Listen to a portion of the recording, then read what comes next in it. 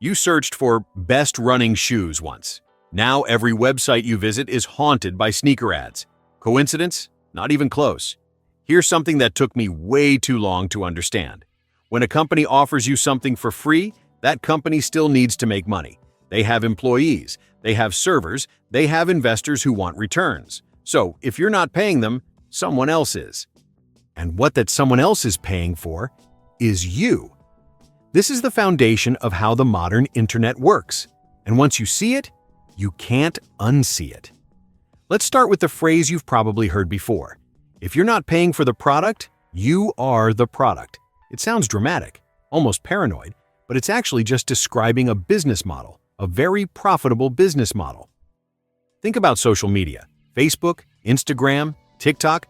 You don't pay a subscription to scroll through posts. You don't pay per video. It's free. But Facebook made over $130 billion in 2023. Where did that money come from? Advertisers. Companies pay Facebook to show you ads, but not just any ads, targeted ads. Ads based on what you like, what you search, where you live, how old you are, what you buy, what you almost bought but didn't, and honestly, things about you that you've probably forgotten you ever mentioned. That's the deal. You get free entertainment and connection. They get to learn everything about you and sell access to your attention. Now here's where it gets interesting and a little uncomfortable.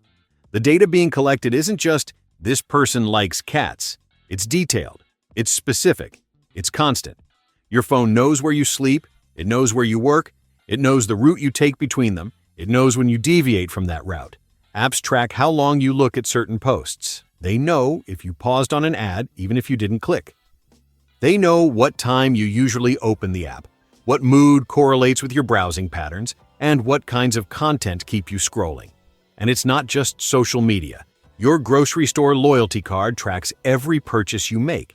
Your smart TV logs what you watch and when. Your fitness tracker knows your heart rate, sleep patterns, and how many steps you take. Even your car, if it's made in the last decade, is probably collecting data about your driving habits. I used to think, so what? I get ads for things I might actually want. That's convenient. And honestly, that's a fair point. Relevant ads aren't inherently evil. But here's what changed my perspective. Your data doesn't just stay with the company you gave it to. It travels. It gets packaged, sold, combined with other data, and resold again. There's an entire industry built around this. Companies called data brokers. Data brokers are basically middlemen. They collect information from dozens of sources, combine it into profiles, and sell those profiles to anyone willing to pay. We're talking about companies you've never heard of, holding files on you that include your name, address, income estimate, purchasing habits, health interests, political leanings, and sometimes even your religion. One estimate suggests there are over 4,000 data broker companies operating in the United States alone. That's 4,000 businesses whose entire purpose is collecting, organizing, and selling information about people like you and me. And this isn't illegal. It's a multi-billion-dollar industry operating completely in the open. One data broker made headlines for selling location data that could track people's movements to and from sensitive locations. Another was caught selling lists of people struggling with addiction, categorized by the substance.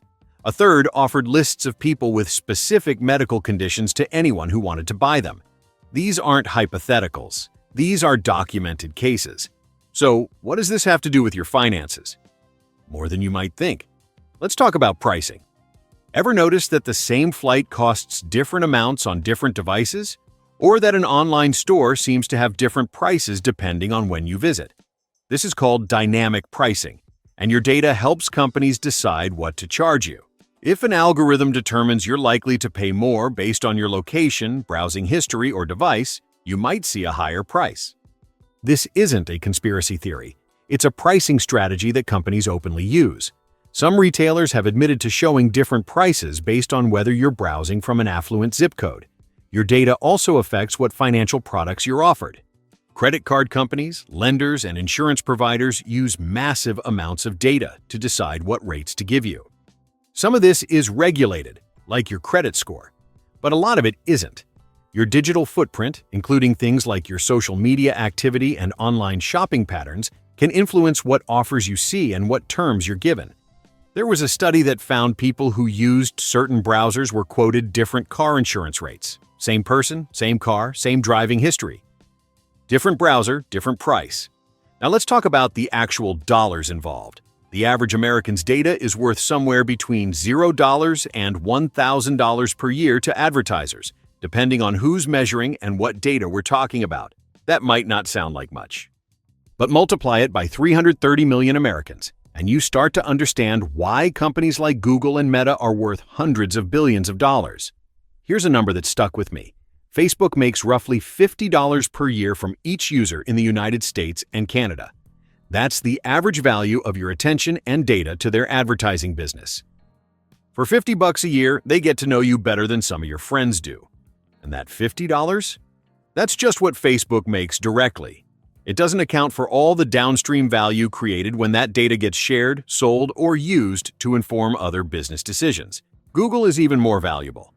The average Google user in the United States generates over $200 per year in advertising revenue. Think about that next time you use Google Maps to find a coffee shop. You're not the customer.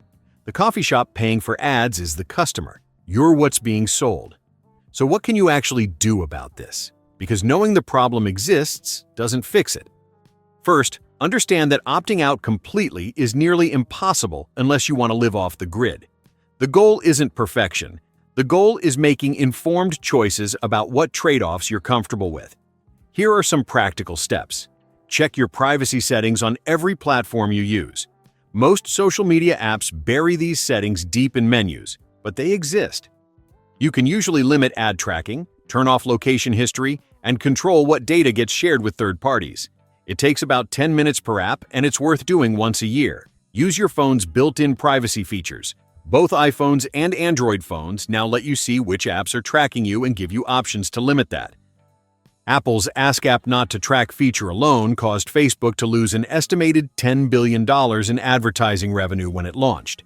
That tells you how much your data was worth to them. Consider what you're getting in exchange. I still use free services. I'm not pretending I don't, but now I think about it as a transaction. Is the value I'm getting worth the data I'm giving up? Sometimes the answer is yes. Sometimes it's worth paying a few dollars a month for a service that doesn't need to monetize my information. Be skeptical of free apps, especially ones that ask for permissions they don't obviously need. A flashlight app doesn't need access to your contacts. A calculator doesn't need your location. If an app is asking for more than it needs, that's a red flag about what their real business model is. Look into data broker opt-out lists. This is tedious, but you can request that many data brokers delete your information. There are even services that will do this for you for a fee. Whether that fee is worth it depends on how much you value your privacy versus your time. And finally, think twice before taking those online quizzes. What kind of bread are you? Might seem harmless. But those quizzes are often designed specifically to harvest data. Your answers get added to your profile, and now some company knows you identify with sourdough. Which might seem meaningless until you realize it's one more data point in a profile that determines what ads you see, what prices you're offered, and what opportunities come your way. Here's the thing I want you to take away from this. The data economy isn't going anywhere. It's the foundation of how most of the internet makes money, and there are legitimate benefits to it. Free services that billions of people use and love, ads that are occasionally actually helpful, personalization that makes our online experience better. But you deserve to know the deal you're making. Every time you sign up for a free service, you're entering a transaction. The currency is your data, and unlike money, you can't always see how much you're spending or where it's going. Once I understood this, I stopped feeling paranoid about it. I just started making more intentional choices. Some free services are worth it to me, others aren't. That's a decision each of us gets to make for ourselves. The key is making it with your eyes open. If this helped you understand something that doesn't get talked about enough, consider subscribing to Like Your 5. We break down the stuff that affects your money and your life without making you feel like you need a finance degree to understand it. Hit subscribe, and we'll see you in the next one.